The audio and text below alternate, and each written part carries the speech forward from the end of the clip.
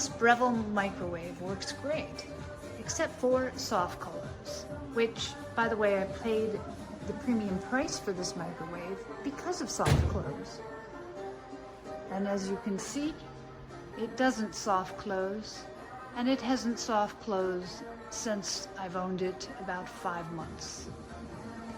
Anyway, you can probably get a good microwave cheaper than you can buy a soft close good microwave.